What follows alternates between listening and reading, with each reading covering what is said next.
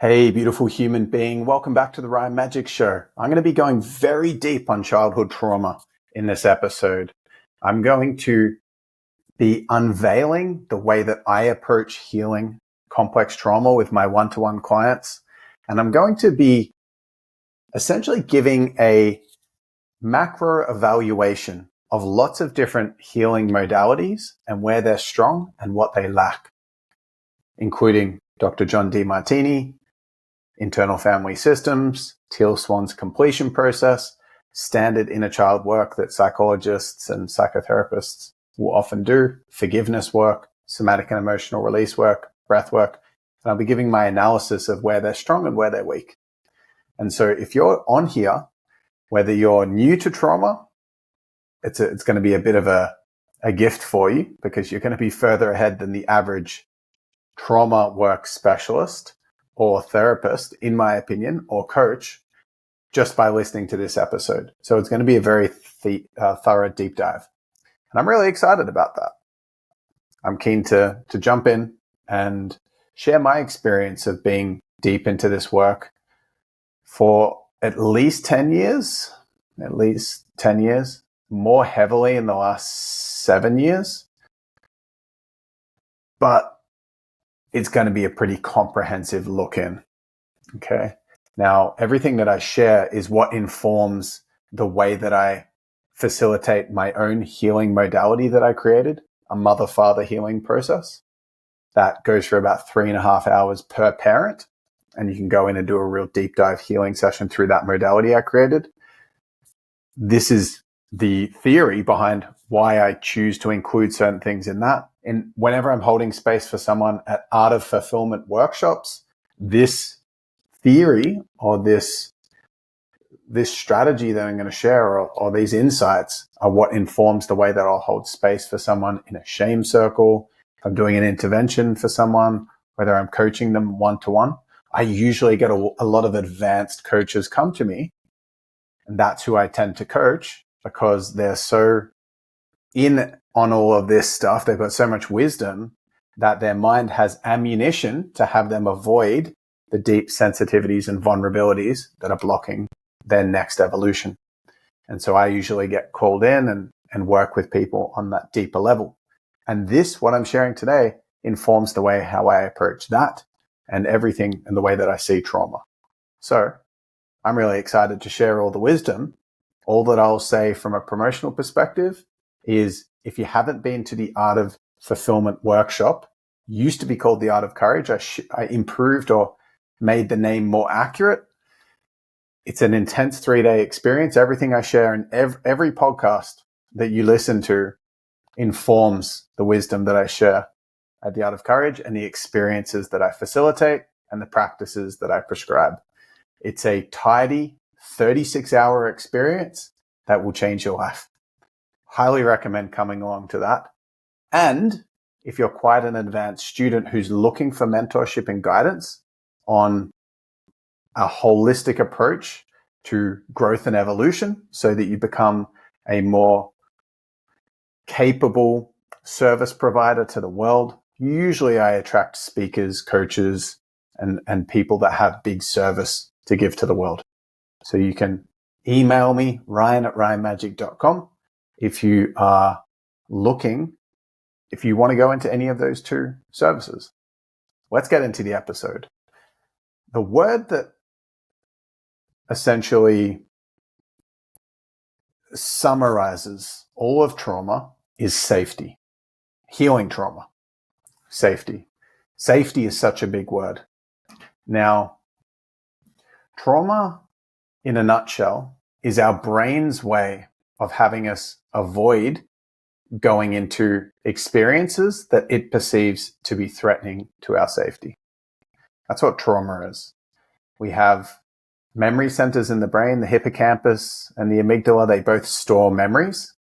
And if there's something that happens to us that we perceive subjectively as a threatening experience, again, subjectively, could be something small when you're young and naive, you don't understand the world, and something happens, it's not actually a big threat, but you perceived that it was, that instantly that memory creates an emotional signature where it has a certain level of threat associated with it, which will therefore put out certain layers.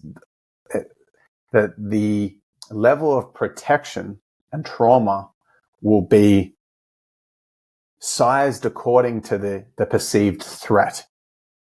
And so if you look at the way that Richard Schwartz talks about trauma, I really like the way that he talks about it. He's the founder of internal family systems, which is an amazing modality. Again, I feel like there is a lot out there that has benefits and flaws, and I'll go through what I perceive those to be. This is just my opinion. I'm still on my own journey of healing. I've been in this space very heavily for the last 6 to 7 years, but I'm still learning. And I've been in the space for longer, but very heavily for the last 6 to 7 years. So Richard Schwartz sees that when we have a painful experience, a traumatic experience, the version of us that experiences it gets frozen in time as the memory and fragmented and tucked away deep. And the way that he labels it, the language he uses, is it gets exiled. There's a part that gets exiled and becomes disintegrated. It disintegrates. You become less whole because you've got this now part that is frozen in time that's gone, there was a really unsafe memory. And it usually what happens when we're younger and we have childhood trauma is at the moment that we experience the trauma, the environment isn't safe enough to process the experience. And so the emotion and somatic holding of the trauma gets buried deep within our psyche, gets memorized and stored in the body. So a metaphor that's usually used with trauma is that using the metaphor of an animal and how they experience trauma. In the Serengeti, you imagine a wild antelope or an impala that just got caught by a lion, and the lion has just grabbed it, shook it a bit. It's got its mouth around its neck and it's suffocating it. But then the lion gets distracted by something, lets go of the impala. It's still alive, but it's kind of playing dead. And the moment that the lion has been distracted and looks away, the impala gets up, shoots away, escapes the lion's grip, and gets away. Now, that's a traumatic experience in the physical sense, right? I'll explain trauma a little bit deeper in a sec. But in the physical, like there was a life-threatening experience. Safety was jeopardized. So that impala has gone really scary, dangerous experience there.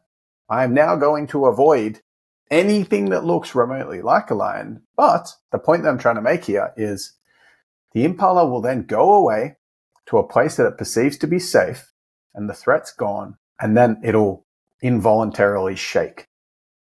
And it'll process the trauma somatically and release the tension, let the experience energetically escape the body, and then it will move forward. It'll shake it off and it'll keep going.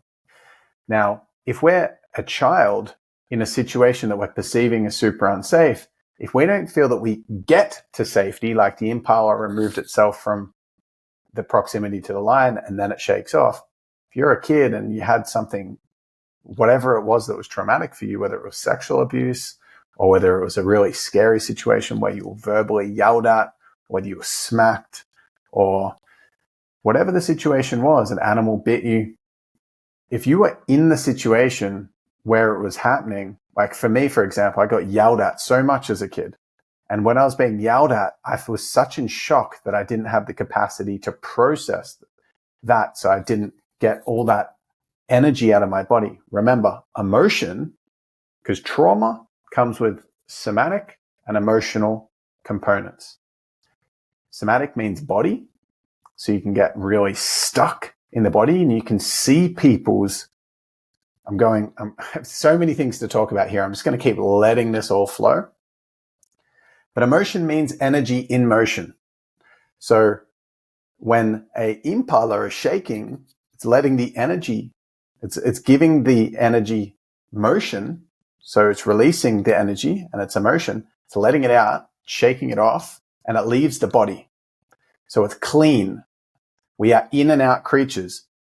Experience comes in, emotion needs to be pushed out. If experience comes in, but we freeze and we don't get to a safe situation to let the energy out, the emotion out, the energy in motion, if we don't let it out, it gets stuck.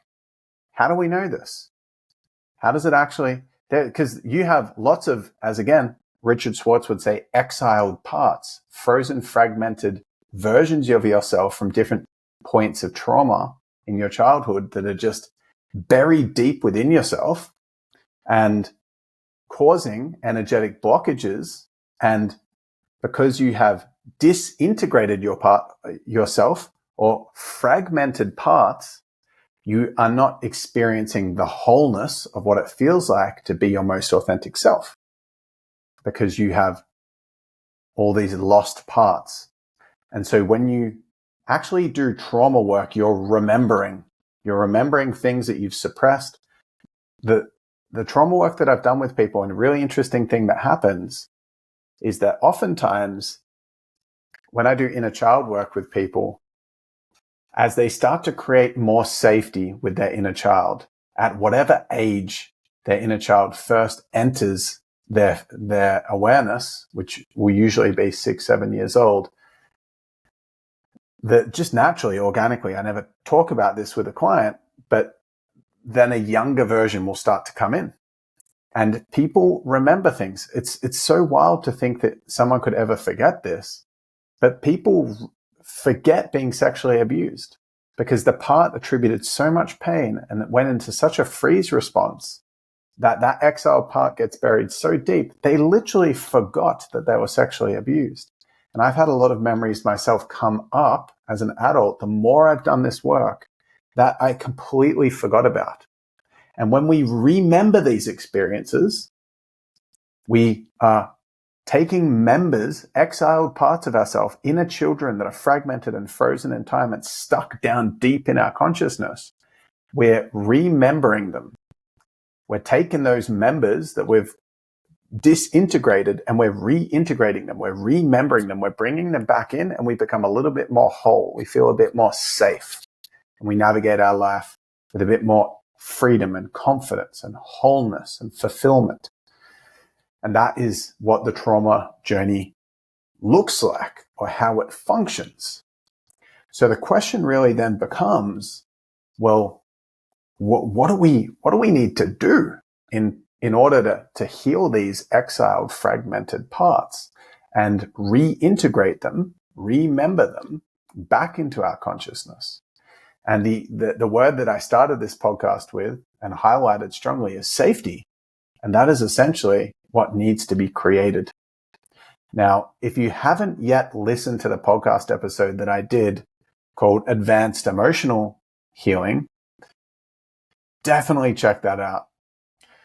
It's complementary to this episode, and it's a very important deep dive that explains the difference between emotional healing work as it's commonly shared throughout society, and then what it looks like with more nuanced attunement that leads to a better result and more safety, which is healing. Healing is safety.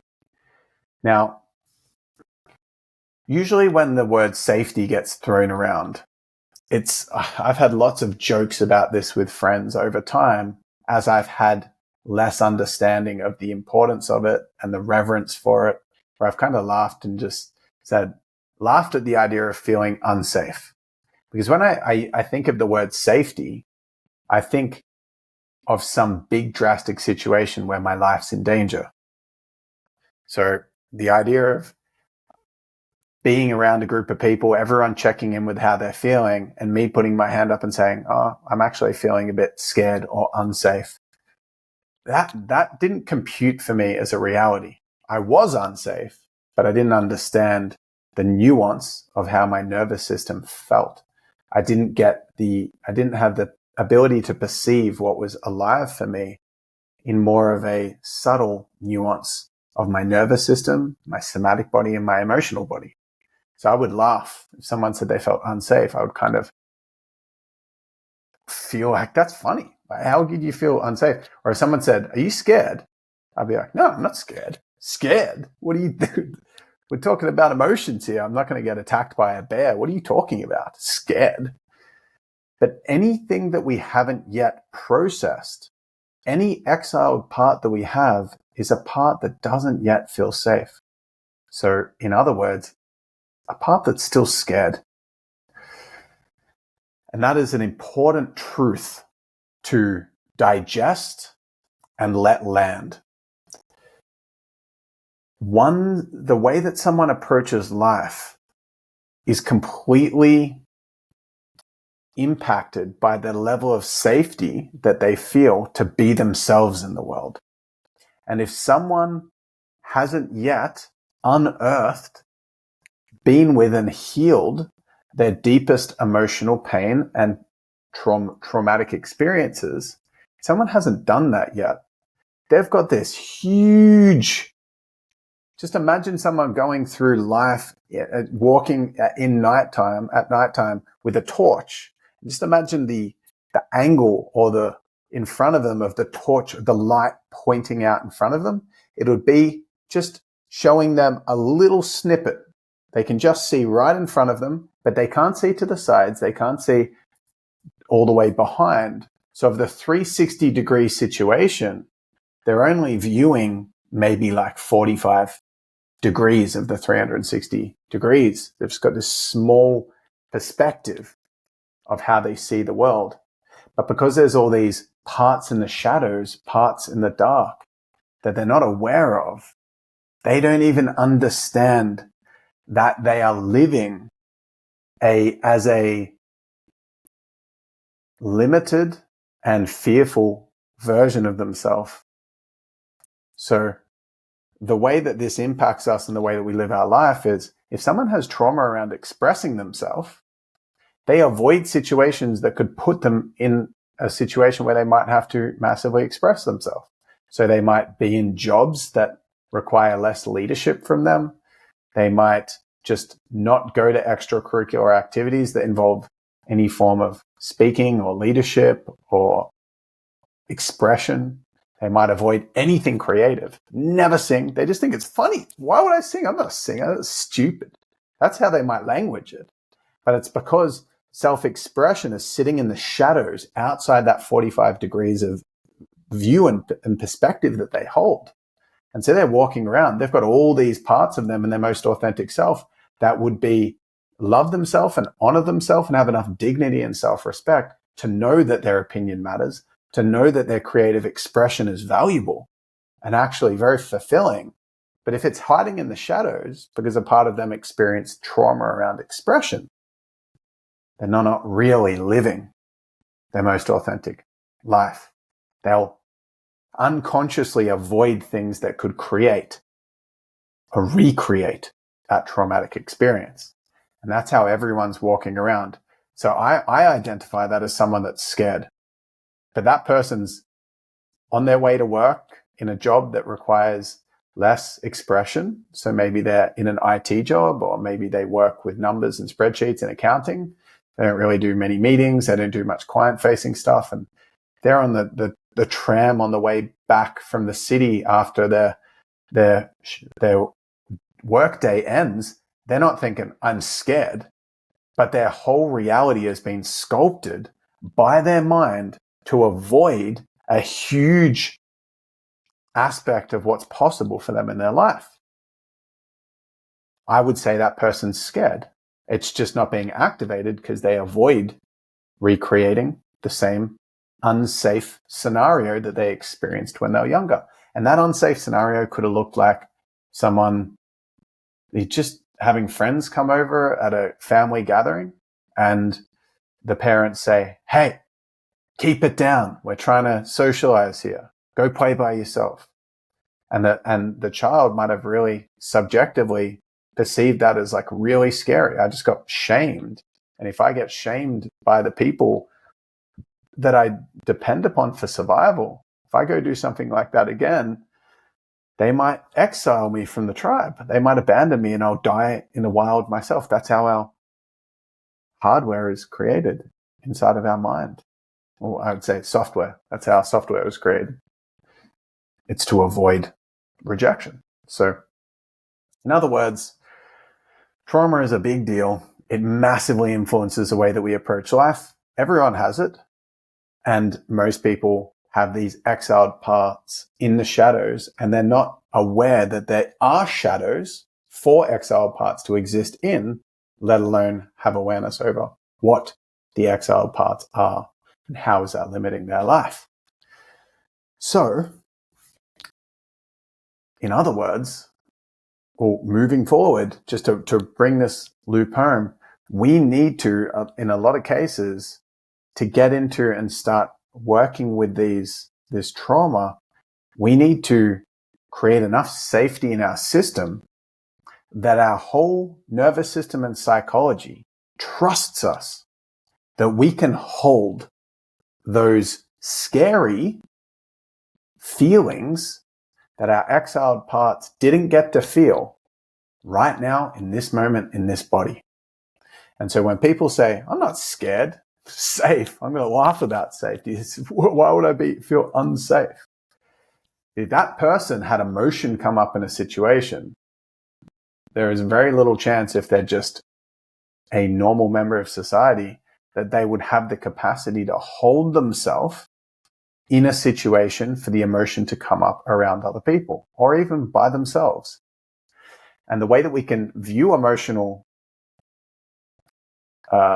suppression is when any addictive tendency comes in, it's to suppress emotion.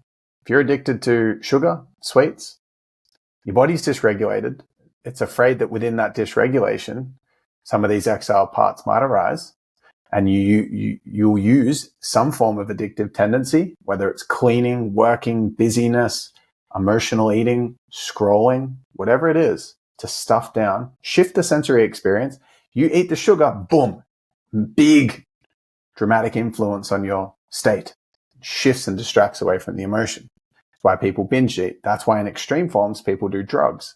And then they need to take more and more and more because their body adapts, and no longer is that suppression technique working. The emotions still coming to the surface. And when all fails and people become too adept to whatever the addictive strategies are, people will literally end their life in a lot of cases before they sit in the emotional pain that's underneath those addictions, that's attached to those exiled parts. Now, that's a little snapshot into what's happening here. We have all these fragmented parts that's just like, so you can just imagine them like the photo of the exact scenario of when you experienced a traumatic memory.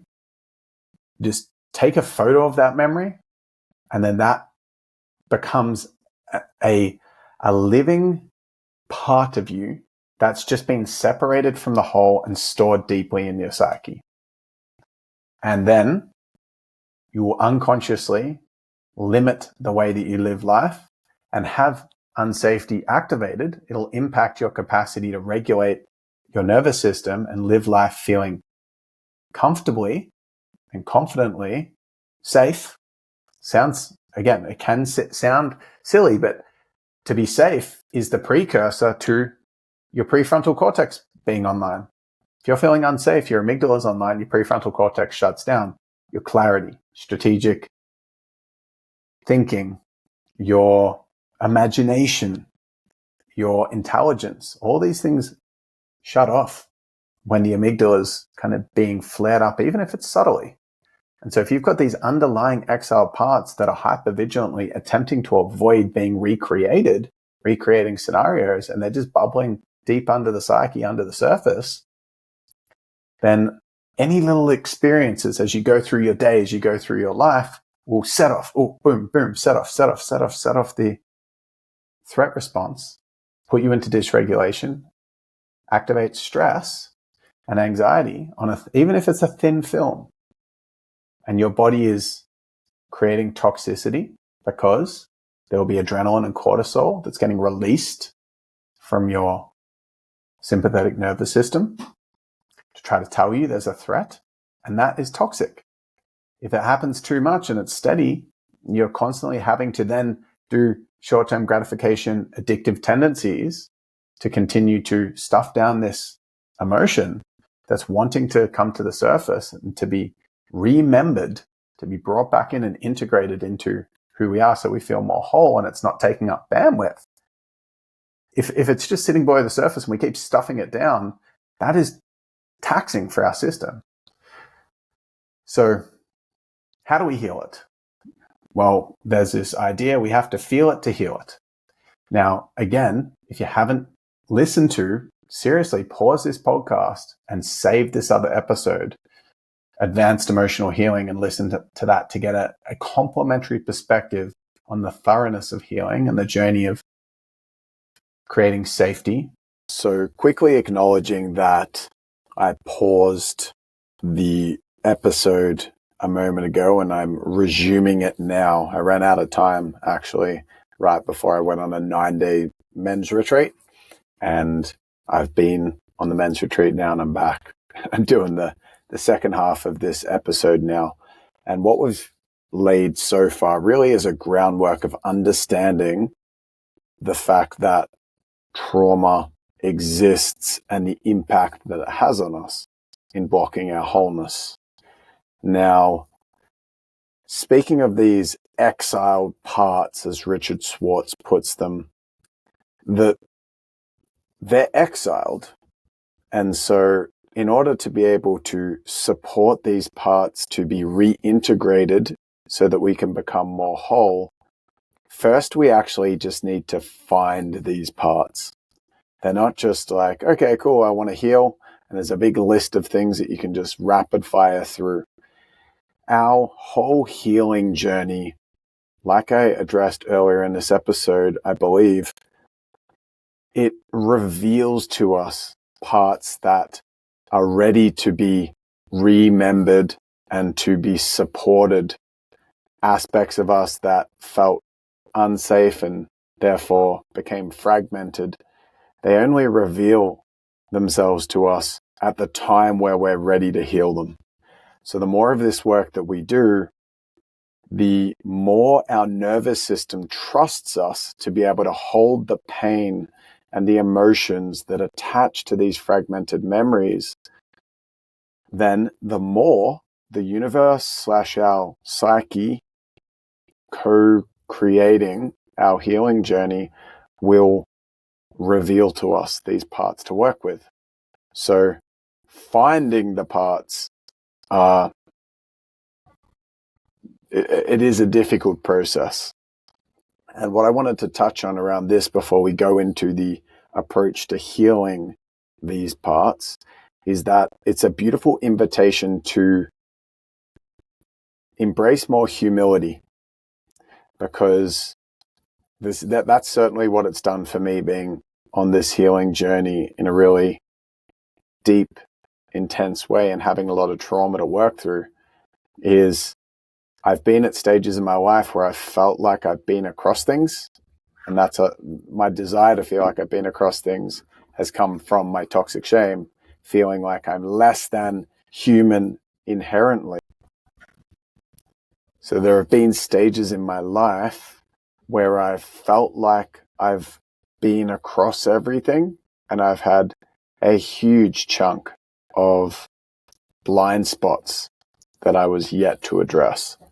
And just that pattern of feeling like I'm across my life in its fullness and I've healed my work, believing that's the truth, and then having it actually exposed that it's not, and having more healing and pain and trauma come to the surface enough times has created this beautiful humility where I can just accept the truth that I'm going to continue to reintegrate and remember parts of myself and become more whole over my lifetime. And also an invitation to not rush the journey of healing. We are perfect where we are. which is, if you haven't checked out my episode that's called Staying Empowered, the 4 heart truths, that really is pointing to the heart's prayer practice. And one of those truths is that my life's unfolding perfectly. And it's a real invitation to embrace that where you are is perfect and you're not complete. You're complete for where you are, and you're going to continue to feel more whole as things are revealed and integrated through life.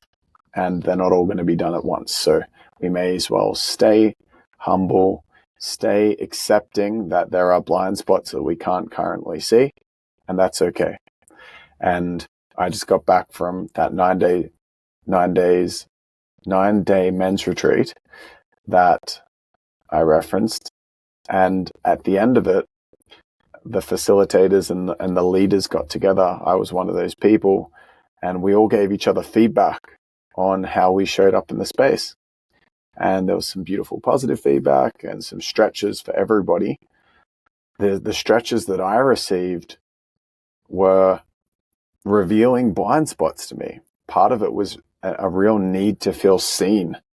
And I can recognize it now as a feeling in my body throughout the 9 days that, oh my gosh, I was trying to be seen in these times from a place of insecurity. And I was somewhat aware of it, but in many cases, I was just unconsciously repeating this pattern. And yeah, that was really humbling for me and really supportive to see that and feel that, so that I can now work with that. But I didn't see that before that feedback was given. So it's just another opportunity to support myself with this next layer of healing work and next layer of growth. So that's the first thing. We need to find the exiled parts. Now, this in a coaching session or a healing session that I'm doing with my more premium one-to-one clients, it always gets extracted through some sort of challenge in someone's life. There is either some emotions that are present in their life, there's something that's just not working out and they're getting really triggered by it. And so there's some kind of obvious challenge and obvious dysregulation in someone's life. And so that's the hint, or I've used the word invitation 7,000 times in the last 5 minutes, but it is that is the first opportunity to start to dig and find what's under here, what's the trauma, what's the root cause of this surface level challenge or resistance. And that is how we can start to find these parts. Now, the way that we can look into it is feeling the emotion that's present in the trigger and being with that, and then recalling the earliest moment that we have access to, or the client has access to, that connects with that particular trigger, feeling, etc. And it's something that's intuitive in the sense that if you try to figure it out and get all intellectual about it, then the wisdom of the body won't call forth the memory. It'll just turn into an analytical thing. And this is not an analytical, intellectual process. This is a highly emotional process. And that's like a little hint into the way in. And there's lots of nuance and there's lots of important prerequisites. Like I mentioned, this whole healing thing is about safety. So someone to feel safe enough for that exiled part to actually start to move towards coming into the light is really a foundation that's important. Anyway, my intention here for this next piece of this podcast episode is to really contain and simplify the complexity of the process of healing childhood trauma. So I'm going to say that there are 3 key flavors that are required to fully integrate a exiled part, to fully address childhood trauma. And those 3 areas usually don't all exist for someone, or specific modalities don't teach all 3 of these parts. And that's why I wanted to do this episode, just to bring them all into the light. So the foundation, where there's lots of pre-frames and prerequisites like safety and finding the exiled part, and there's all these things. Another really important prerequisite to healing the childhood trauma is, in the actual healing process, the person that is looking to heal their trauma needs to be in a state where they're regulated enough to be able to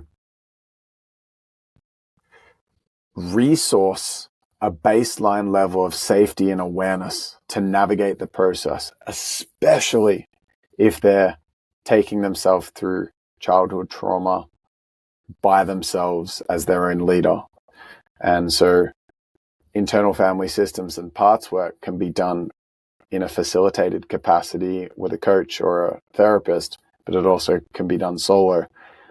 If it's done solo, then you must have a source of one's heart open. You need to be connected to your higher self and have that level of holding capacity for the experience. And if that's not there, there won't be enough safety for these 3 things I'm about to go through to be actioned and experienced. And so the self needs to be there. Now, it doesn't have to be there to the same degree if you have someone holding space. Holding space, a therapist, again, it could be a friend, someone that has a skill set and experience and a lot of embodiment and safety in their own being, can bridge that gap of safety and either allow the person to go into a trauma experience, to go into a trauma healing process when their capacity is less so. And if they didn't have the space holder, they wouldn't be able to go there on that day or in that moment. And also, a therapist or a space holder can give someone permission to access pain and trauma and exiled parts that are more deeply hidden, because they may not have had the capacity to hold it yet. But with this other space holder present and the collaboration, the net collective energy is then becomes safe enough for that process to be addressed. So that's really a key foundation. There needs to be leadership through, definitely to some level, the person that's going through the healing process to have the foundation of safety and grounding in themselves. And if that's not there, then a space holder. There needs to be someone to hold space, whether it's your higher self or somebody else. And preferably your higher self is always there. And if it's not, then you can, the healing can be predicated on an external factor. So the person that's going through a healing process can feel, okay, I've addressed that and I've gone through some of the emotional elements of it, but there's a part of me that doesn't still feel safe because I wasn't able to carry that journey. And so if I go back into an experience that's similar to that trauma, I won't be able to hold it unless I have my therapists there, or my therapist there, or a space holder there. And we navigate life ultimately as our own gurus, our own healers, and we have to live our life in our own body by ourselves. So it's very valuable for someone to go through and heal trauma to a capacity that they can manage and do it gracefully and patiently, because the actual healing work will stick. Because healing is not just about feeling something, It's about inherently becoming someone that has their own back enough. And it's about becoming someone who is more of a leader in themselves and feeling more whole in themselves. That's what this remembering is. We're recruiting parts of ourselves that have been exiled back into us so that we are feeling more whole. And with that wholeness comes a greater sense of holding capacity. So we walk through life and we can navigate challenges and difficulties, and we can create safety for ourselves, that foundation of feeling regulated through difficult things in life, which gives us the capacity to connect deeply with people and hold ourselves in big actions and service in the world and really have our own back. So that's an important pre-frame. We really want to carry our higher self with us through this journey, what I would refer to as our heart. We want our heart to be open and available as a resource throughout the activity. So throughout the healing process, that's the first thing. That's a foundation. Now, the actual 3 healing factors, I'm going to speak to this through the lens of this is going to be a bit of a messily chunked together piece, but there will be 3 categories. The first one is giving the child permission, that exiled part that holds the trauma, that experienced that traumatic experience, letting that inner child be nurtured and held to feel the vulnerable emotions that are connected to that trauma. So I call this bringing online the inner mother. If we're doing technically on some level, childhood trauma healing is inner child work. And when we're doing inner child work, and I'm going to go through a bunch of modalities at the end and say what I perceive that they lack, just to give context, so that you know how you can facilitate a well-rounded and cover the full spectrum of what's required for safety to be created through healing. I'm going to go through other modalities at the end. And the first flavor is what most healing modalities address. And that is this nurturing, motherly tone of holding our inner child in the fear that they had coming up, in the sadness and the grief and the hurt and the pain. So really feeling the experience from a nurturing capacity, really nurturing and loving our inner child to be able to be with. And we are emotional creatures.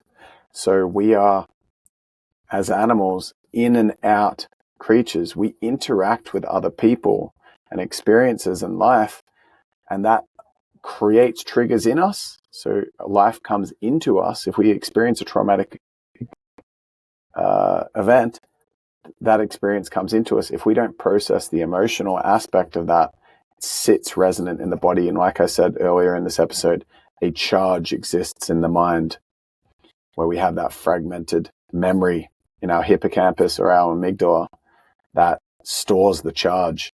And if that charge is not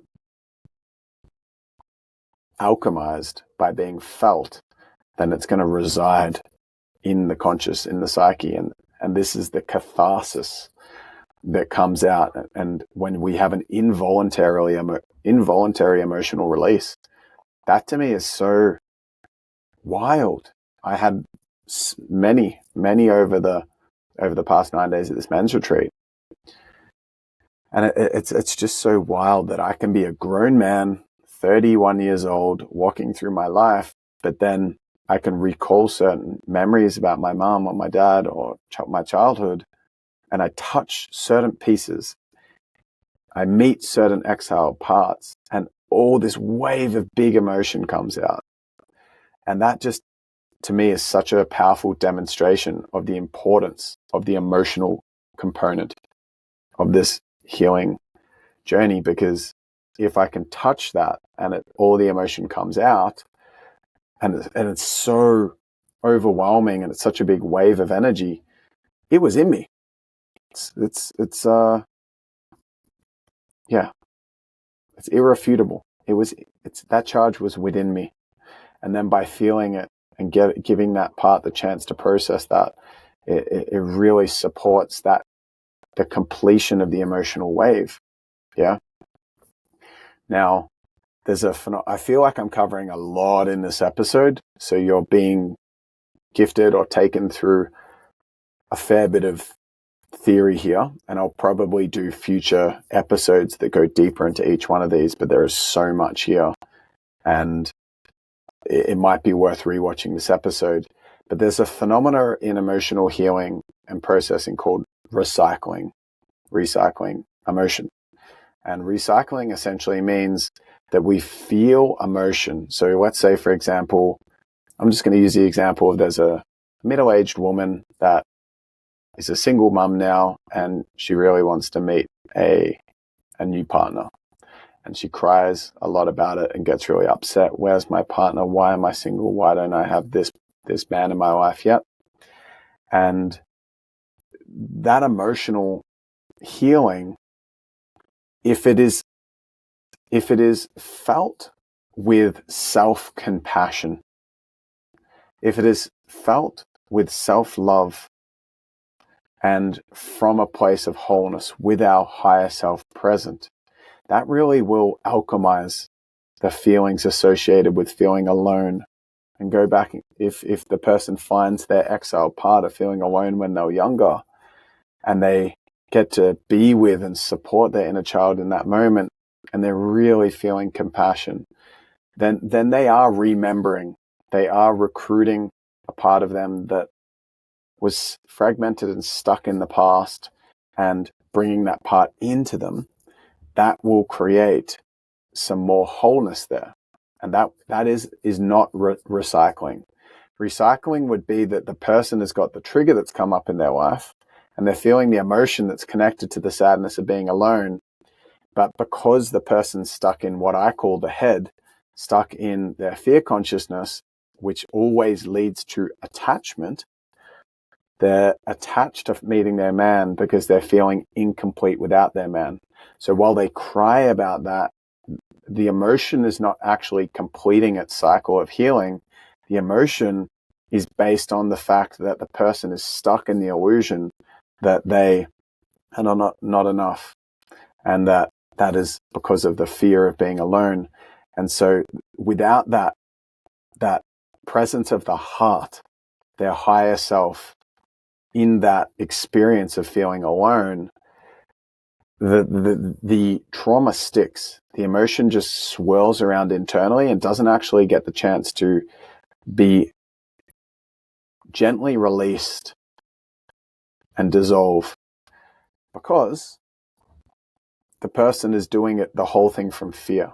I'm crying because I'm scared, and I don't have any element of support and acknowledgement and an open heart of, I feel compassion for myself for feeling alone, because I know the truth is that I deserve to feel whole. It's kind of like a bypassing. And with that bypassing comes recycling. The emotion will be felt over and over and over again, and progress won't be made for that person to feel more complete, because they're attached to the idea that they're incomplete. And that's why they're crying. I'm incomplete, and I'm not ready to let go of it. Whereas if someone can have so much love and compassion for themselves by having their higher self, that foundation I spoke about earlier, present, then there is enough love and fullness there that the person, the inner child, can really feel. And I mentioned this previous episode already, but it's so worth going and listening to or watching Advanced Emotional Healing, which is the podcast episode that I did with a real nuance of feeling emotions. So you can go check that out. But anyway, it is the first component that's really important in someone healing childhood trauma, is that the child is given permission to express their emotions, and that usually comes from the presence of the internal mother. Yeah, our inner mother. Whether you're a man or a woman, we have an inner mother and an inner father. We have inner children or an inner child if we group all those inner children together. All these exiled parts, they require the inner mother to nurture them so much so. Because the difference between a child and an adult, one of the key differences, and this is really important to understand if you're on the healing journey, one of the key differences between a child, or if you're a parent, one of the key differences between a child and an adult is that the child co-regulates. The child actually receives regulation from the mother.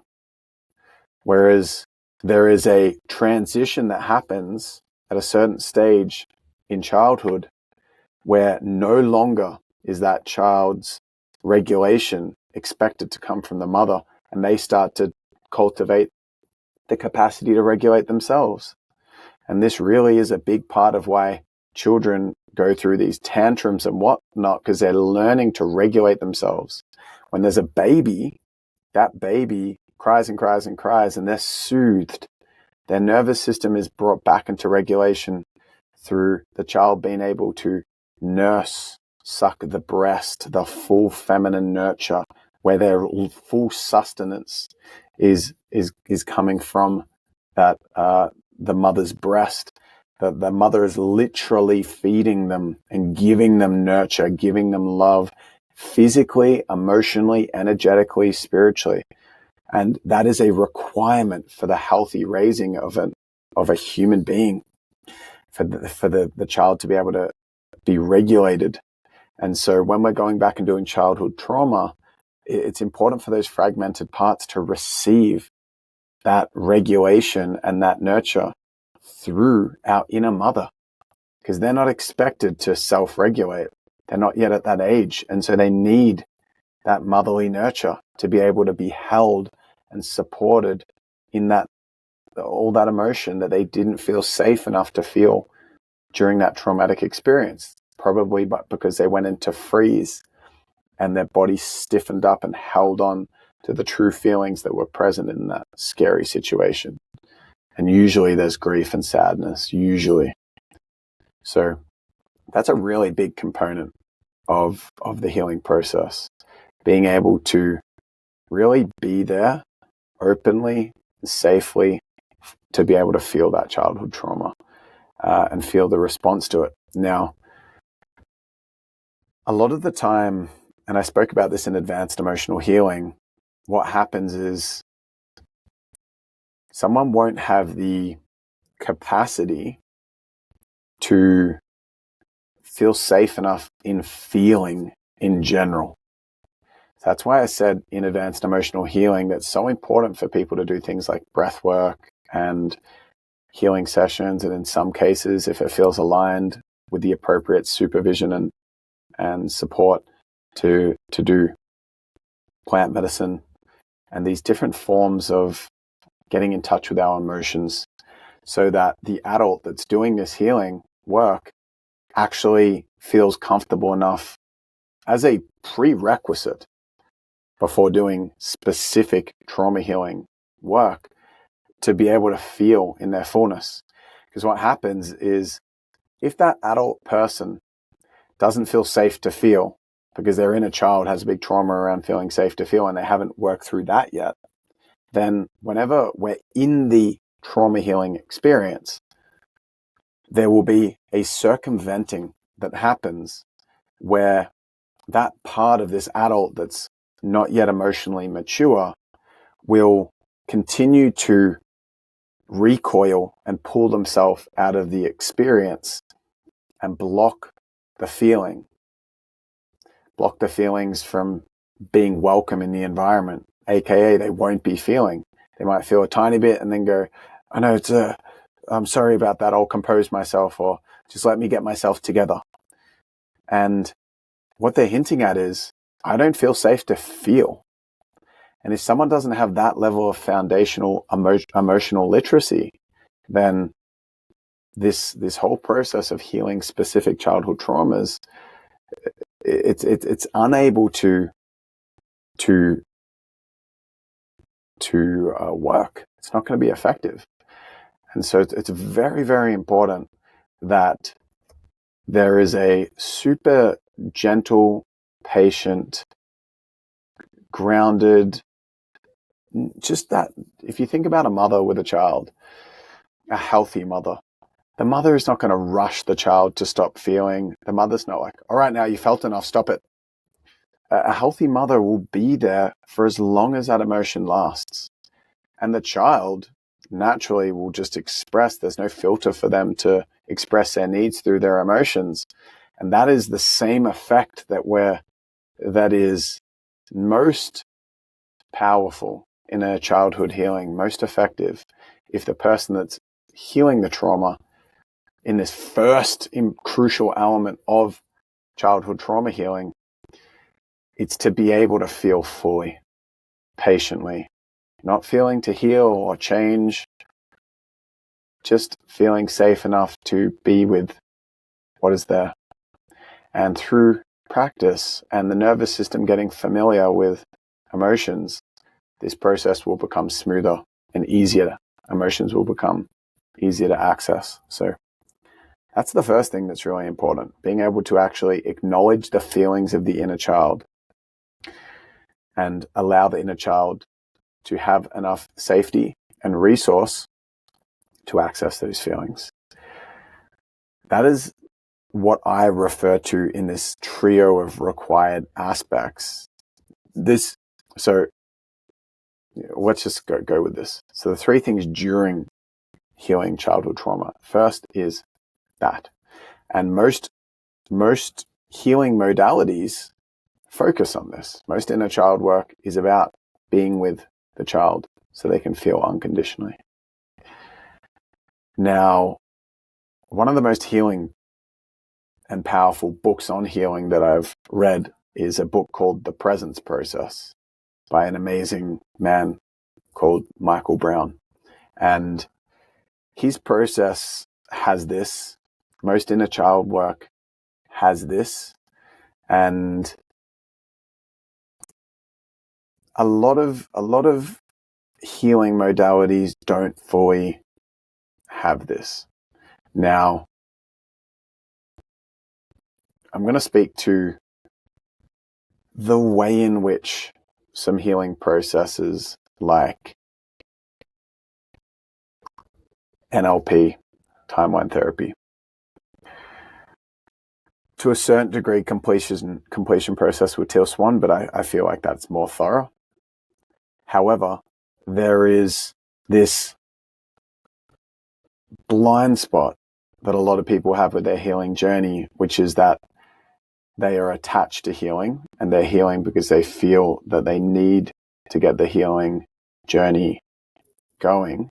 They need to heal these things so they can become whole, and they're rushing that process, and it's coming from a place of fear. Now, a lot of healing modalities like NLP, which I would say is more of an empowerment modality, the goal of it is to, well, I don't know the goal of it. It's unfair of me to say because I haven't spoken to the founder of it. But what I've experienced through different NLP leaders, and there are several that I know and have met, and I've done NLP, fully, thoroughly gone through the whole process of the NLP trainings. And there's a bit of a prerequisite in there that if you're taken back to a memory, and someone who's facilitating the NLP is trying to empower you, and they take you back to a memory, and they get you to change your association to what that childhood trauma, that traumatic experience was about. If someone's feeling unworthy, and they feel that they'll be conditionally worthy of love when they become more successful, when they become a better partner, when they become fitter and healthier and better looking. If someone has those insecurities present in their field, and then they are either doing an NLP breakthrough on themselves, or someone else is projecting their insecurities to someone's healing journey, and they're taken back into a traumatic memory, then their goal of that healing is not to love themselves unconditionally. It's to use that trauma to try to short circuit what they think's blocking them from their attachments. So they're going in there, hypothetically going, okay, when you were 6 years old and you had this experience where your dad said you're dumb, what would you change that to now? What do you want to reprogram that to? And the person that's insecure is like, well, I want to reprogram myself to be super smart. And so then they're like, I'm actually smart. I'm actually a genius. I'm actually brilliant. And they go back and they're trying to change that inner child because they're trying to change themselves because they think they're broken, and it's a blind spot. And I believe, and from my experience, a lot of really popular NLP trainers that have hundreds, if not thousands of people that have gone through their workshops use NLP as a tool to try to improve themselves because they think they're broken, not as a tool for supporting themselves to become more unconditionally whole in who they are. And so the reason I'm mentioning that now is because NLP can, and different processes that are similar, where the sort of people that are running them are all about empowerment and they're all about being your best. A lot of that comes from insecurity. And so what that can do is it can minimize the emotional experience and compromise the safety that the child feels when their trauma is being addressed in that situation, in that timeline therapy breakthrough, or that whatever the specific NLP breakthrough is, when they're taken back to that trauma, and the goal is to reprogram a new belief or make a new decision instead of the decision that they made at that point of trauma.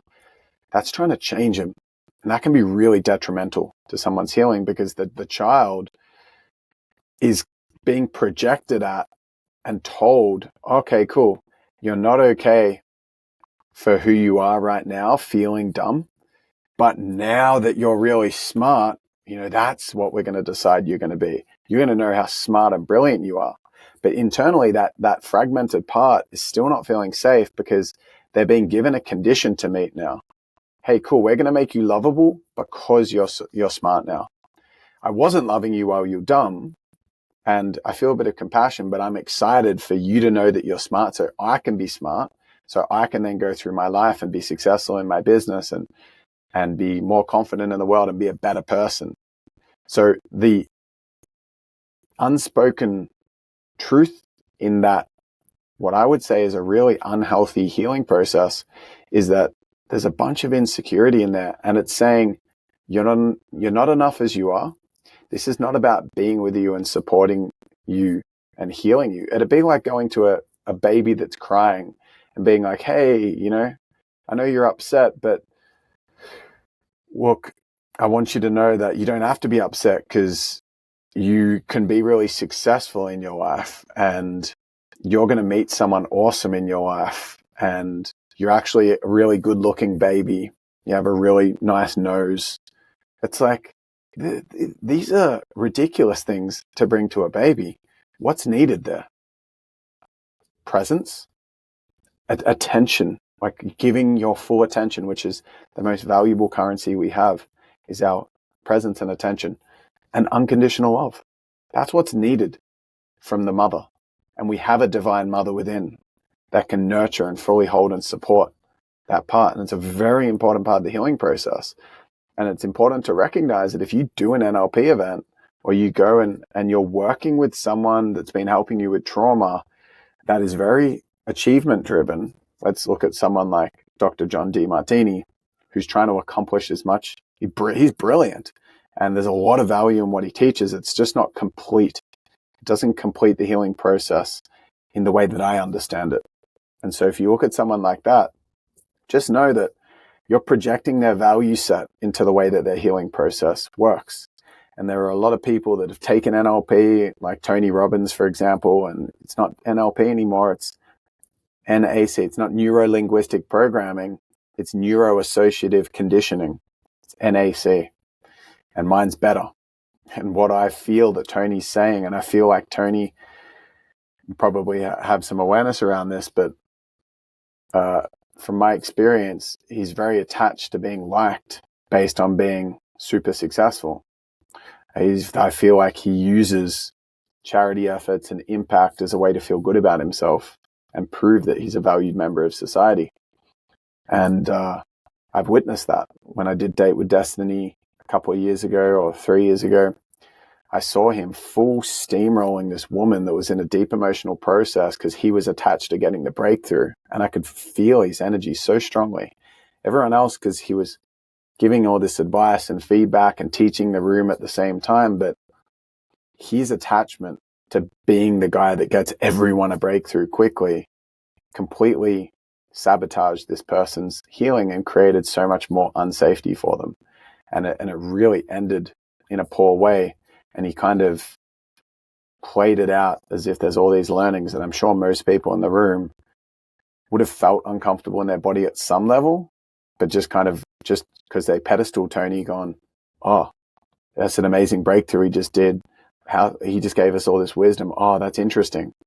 And his head would have met their head, but their bodies not feeling fully safe. The person from the breakthrough, this woman, and even Tony's wife kind of came in afterwards, Sage, and said a couple of other pieces without stepping on Tony's toes too much, but I could see that she felt uncomfortable as well with the way that Tony just did that thing and tried to break someone through. And that's an example of what I'm talking about here, where the mother is missing. Our inner mother is not there to give unconditional love and nurture. And that's an important component of the healing process, to give us what's really required, which is unconditional love and presence and attention, right?